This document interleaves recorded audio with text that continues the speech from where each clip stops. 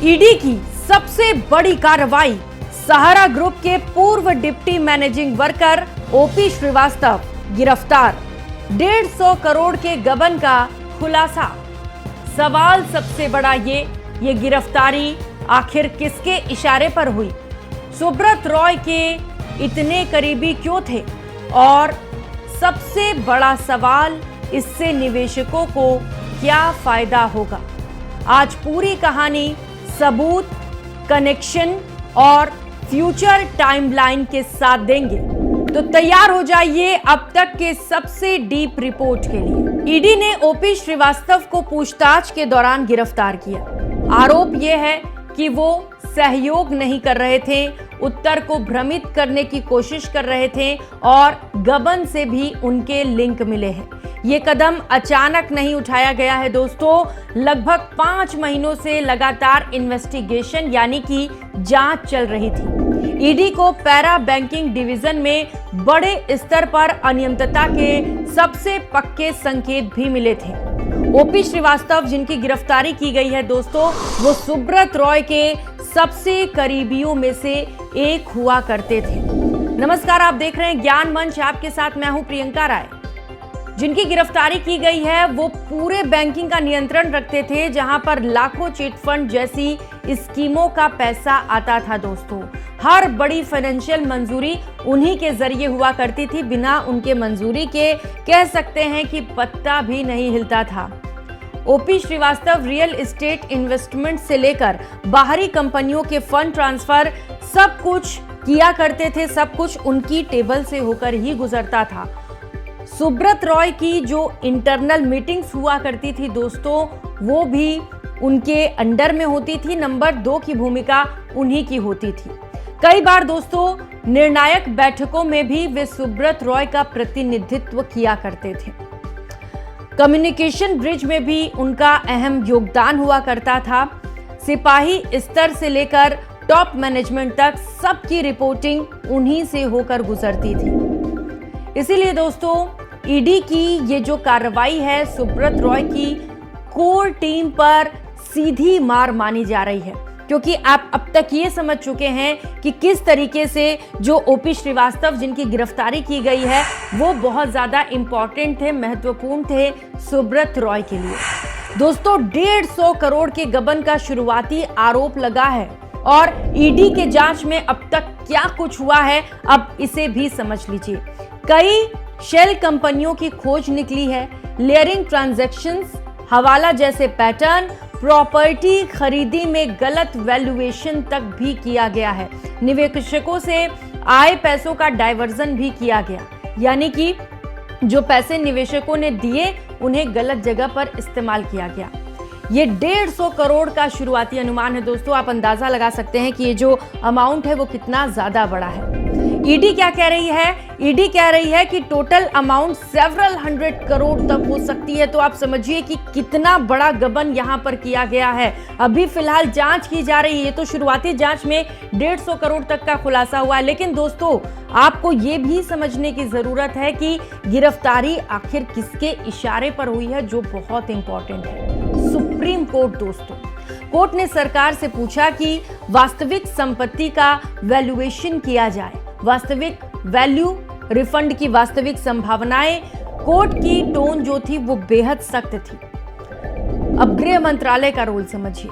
जब सहारा refund portal पर claim 5000 crore से 1.5 लाख करोड़ तक पहुंचा, इस दौरान दोस्तों गृह मंत्रालय को लगा कि डेटा जो है वो गलत दिया गया है, इसे मिस इंटरप्रेट किया जा रहा है। और इसी के बाद दोस्तों गृह मंत्रालय ने जो जांच थी उसे और भी ज्यादा तेज करने के निर्देश दिए, क्योंकि कहीं ना कहीं गृह मंत्रालय को ये समझ में आ चुका था दोस्तों कि बड़े पैमाने पर यहाँ पर गड़बड़ी चल रही है। अब ईडी का रोल क्या है ये भी समझिए। ईडी ने हवाला लिंक, लेयरिंग ट्रेल्स, संदिग्ध इनवॉइस, गलत फाइनेंशियल रिपोर्ट सब कुछ जांचे, जो कि कई तरह से गलत पाए गए। ईडी को इन तमाम मामलों पर शक हो रहा था। जैसे ही 3 स्तर की जानकारी मैच हुई दोस्तों, गिरफ्तारी को ग्रीन सिग्नल भी मिल गया।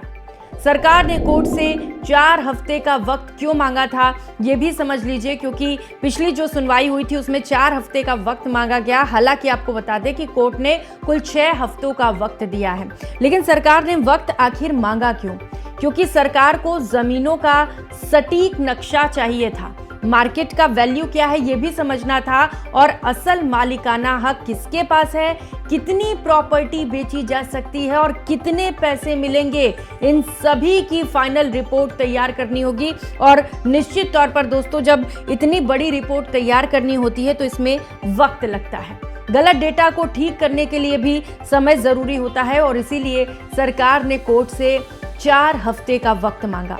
अगले 45 दिन जो दोस्तों हैं वो सबसे ज्यादा निर्णायक होने वाले हैं, और सवाल ये भी उठ रहा है, क्योंकि लगातार जिस तरीके से सरकार भी एक्टिव है, ईडी भी एक्टिव है, तो क्या और भी गिरफ्तारियां हो सकती है मामले पर? क्योंकि ईडी जो है वो कई पुराने डायरेक्टर्स को भी बुला रही है, उनसे भी पूछताछ कर रही है। बड़े रियल एस्टेट प्रोजेक्ट्स पर अटैचमेंट्स की जांच की जा रही है, और कई प्रॉपर्टीज अब तक दोस्तों सील भी की जा चुकी है। पुराने अकाउंट जो हैं वो फिर से खोले जा रहे हैं, और 2012 से लेकर 2020 तक के रिकॉर्ड फिर से चेक किए जाने हैं। यानी कि समझिए कि अगर 2012 से लेकर 2020 तक गड़बड़ियां की गई हैं तो वो सभी लोग नपेंगे जैसे ओपी श्रीवास्तव नपे हैं। अब समझिए दोस्तों कि कार्रवाई से निवेशकों को क्या फायदा होने वाला है। ये पॉइंट आपके लिए सबसे ज्यादा इंपॉर्टेंट है। ये कैसे गिरफ्तारी आपके लिए खुशखबरी साबित हो सकती है। असली फंड फ्लो खुलने का मतलब क्या है दोस्तों, इसे समझना आपके लिए जरूरी है। जितनी गहराई से फंड ट्रेल सामने आएगी, उतनी ही तेजी से संपत्ति की जो बिक्री है वो भी आसान होती चली जाएगी, क्योंकि अब जो है वो सरकार भी पूरी तरह से एक्टिव नजर आ रही है और ईडी भी पूरी तरह से एक्टिव नजर आ रही है, और मुमकिन यही है कि जल्द से जल्द मामले पर और भी खुलासे होंगे। कोर्ट में सरकार का केस मजबूत करना सरकार की प्रायोरिटी है। अब केंद्र सरकार के पास कठोर स्टेप्स लेने का आधार है। ये कोर्ट को और भी ज्यादा प्रभावित करेगा, क्योंकि अब जो गड़बड़ियां हैं वो लगातार खुलकर सामने आने लगी हैं। गलत डेटा पकड़ा गया है दोस्तों, और अब सही क्लेम वेरिफिकेशन किया जाएगा, क्योंकि इससे पहले गड़बड़ियां की जा रही थी, सही लोगों तक पैसा नहीं पहुंच पा रहा था। सहारा द्वारा गलत क्लेम फिगर देना पकड़ में आ चुका है, और अब सरकार ट्रांसपेरेंट डेटा बेस बना रही है दोस्तों। ईडी की गिरफ्तारी दबाव बनना शुरू हो चुका है, इसे समझिए। अब ईडी ने चूंकि गिरफ्तारी की है तो दबाव बन रहा है, क्योंकि ईडी की कार्रवाई के बाद जो पुराने अधिकारी हैं वो भी अब सामने आने लगे हैं। कुछ लोग डील करने को भी तैयार दिख रहे हैं। अब तो समझिए कि जो रुकावटें आपके पैसे मिलने में सामने आ रही थी, जो दिक्कतें सामने आ रही थी, अब वो कहीं ना कहीं खत्म होती हुई नजर आ रही है। संपत्तियों का रास्ता भी साफ हो रहा है दोस्तों।